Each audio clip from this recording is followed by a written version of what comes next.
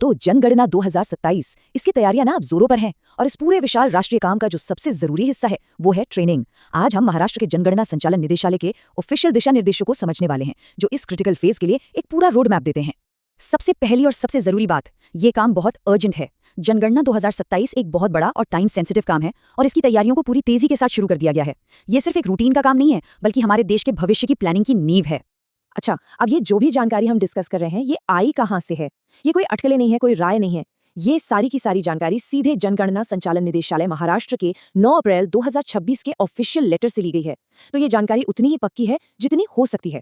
तो चलिए एक नजर डालते हैं कि आज हम क्या क्या कवर करने वाले हैं। पहले मिशन को समझेंगे, फिर रजिस्ट्रेशन प्रोसेस, ट्रेनिंग का स्ट्रक्चर कैसा होगा, फिर वो 3 दिन का मेन ट्रेनिंग प्रोग्राम, सेवा भाव शपथ का मतलब, और आखिर में फील्ड वर्क के लिए कैसे तैयार होना है। ये पूरी प्रक्रिया का एक क्लियर रोड मैप है।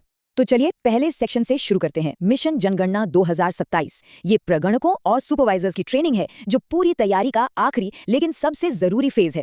फील्ड ट्रेनर्स की ट्रेनिंग तो चल ही रही है और अब सारा फोकस उन लोगों पर है जो असल में जमीन पर जाके डेटा इकट्ठा करेंगे। अब ये टाइमलाइन देखिए, इससे पूरी पिक्चर क्लियर हो जाएगी। 30 जनवरी 2026 को ट्रेनिंग का सर्कुलर आया, 13 मार्च तक डिटेल गाइडलाइंस आ गईं। अभी फील्ड ट्रेनर्स की ट्रेनिंग चल रही है और जो मेन इवेंट है यानी प्रगणक और सुपरवाइजर की ट्रेनिंग वो 23 अप्रैल से 8 मई 2026 के बीच होनी तय है। ठीक है, तो ट्रेनिंग तक पहुंचने के लिए सबसे पहला और शायद सबसे जरूरी कदम क्या है? वो है रजिस्ट्रेशन। इससे पहले कि कोई ट्रेनिंग में बैठे, पहला और सबसे अहम काम है सेंट्रल डिजिटल प्लेटफॉर्म पर रजिस्टर करना। तो ये सारा रजिस्ट्रेशन होगा कहाँ? इसके लिए एक सेंट्रल वेब पोर्टल है जिसे कहते हैं CMMS यानी census management and monitoring system. यहीं पर सभी कर्मचारियों का रजिस्ट्रेशन होता है, ट्रेनिंग के बैच बनते हैं और पूरी जनगणना की प्रोग्रेस को मॉनिटर किया जाता है। ये समझिए कि ये पूरे प्रोसेस की डिजिटल रीढ़ की हड्डी है। अब यहाँ एक बहुत ही इंपॉर्टेंट बात है जिसे बिल्कुल भी मिस नहीं करना है। CMMS के 2 अलग अलग पोर्टल्स हैं। एक है test.census.gov.in जो सिर्फ और सिर्फ ट्रेनिंग और प्रैक्टिस के लिए है। दूसरा है census.gov.in जो असली लाइव फील्ड वर्क के लिए है। ये पक्का करना बहुत जरूरी है कि ट्रेनिंग के दौरान सिर्फ टेस्ट पोर्टल ही इस्तेमाल हो ताकि कोई भी प्रैक्टिस डेटा असली डेटा में मिक्स ना हो जाए। और हाँ, दोनों ही पोर्टल्स पर रजिस्ट्रेशन करना जरूरी है। ठीक है, तो एक बार रजिस्ट्रेशन हो गया तो आगे क्या? अब बात आती है कि असल में ट्रेनिंग होगी कैसे, मतलब इसका स्ट्रक्चर क्या होगा। इतने बड़े पैमाने पर होने वाली ट्रेनिंग को छोटे छोटे ग्रुप्स में कैसे बांटा जाएगा ताकि वो असरदार हो? तो देखिए, नंबर्स बिल्कुल साफ हैं। एक आइडियल बैच होगा करीब 40 से 45 लोगों का और ज्यादा से ज्यादा 50 लोग हो सकते हैं। हर बैच को 2 फील्ड ट्रेनर्स की एक टीम ट्रेन करेगी। इससे ये पक्का होगा कि हर किसी पर ध्यान दिया जा सके और लर्निंग अच्छी हो। तो ये सब ऑर्गेनाइज करने का जिम्मा किसका है? ये जिम्मेदारी है चार्ज ऑफिसर्स की। उन्हें CMMS में बैच बनाने हैं, फील्ड ट्रेनर्स की टीमें बनानी है। ये देखना है कि हर टीम लगभग 4 बैच हैंडल करे और सबसे जरूरी CMMS के जरिए सबको SMS भेजकर तारीख, समय और जगह की जानकारी देनी है। उन्हें यह भी पक्का करना होगा कि ट्रेनिंग में आने वालों को उनकी रेगुलर ड्यूटी से छुट्टी मिल गई है। चलिए अब आते हैं मेन इवेंट पर, वो 3 दिन जब असल ट्रेनिंग होगी। ये तैयारी का सबसे अहम हिस्सा है।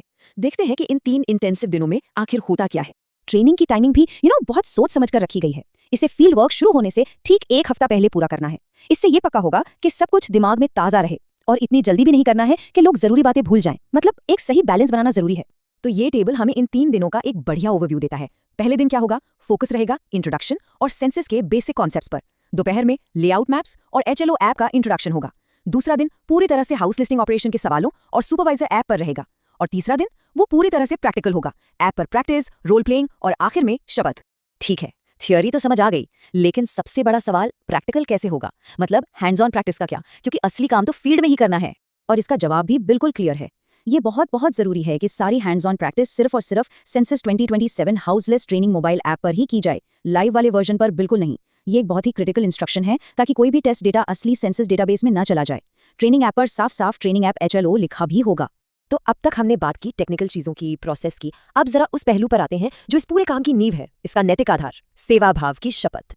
ये शपथ सिर्फ कोई फॉर्मेलिटी नहीं है, ये देश के प्रति एक कमिटमेंट है। भारत की जनगणना के इन प्रतीकों के नीचे ली गई ये शपथ इस काम की गंभीरता और राष्ट्रीय कर्तव्य की भावना को दिखाती है। इस शपथ की एक लाइन ही इसका पूरा सार बता देती है। मैं हर घर में विनम्रता, शिष्टाचार और धैर्य के साथ पहुंचूंगा या पहुंचूंगी।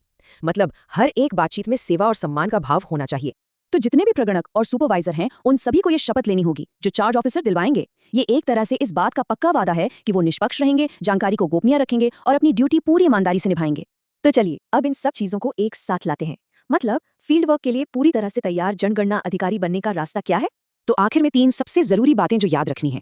स्टेप 1, CMMS पर रजिस्टर करें और ये पक्का करें कि आपकी डिटेल्स दोनों पोर्टल्स पर एकदम सही हैं। स्टेप 2, ट्रेनिंग पूरी अटेंड करें, तीनों दिन मौजूद रहें ताकि हर कॉन्सेप्ट क्लियर हो। और स्टेप 3, सेवा भाव शपथ के मूल्यों को हमेशा याद रखें और अपनी हर बातचीत में ईमानदारी और सेवा का भाव रखें।